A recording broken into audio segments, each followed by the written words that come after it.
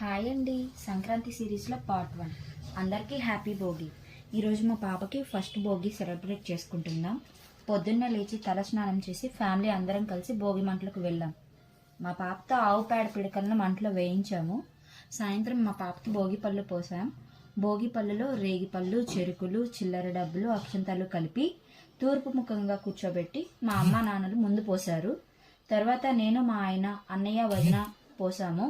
తర్వాత పాపకి హారతి ఇచ్చి చిన్నపిల్లలందరికీ గిఫ్ట్స్ ఇచ్చి పంపించేశాం.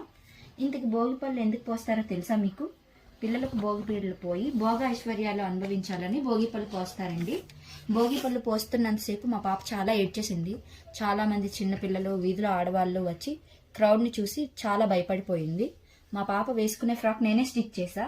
ఫ్రాక్ ఎలా ఉందో కామెంట్ చేయండి. వీడియోని లైక్ చేసి మన ఛానల్ని సబ్స్క్రైబ్ చేసుకోండి.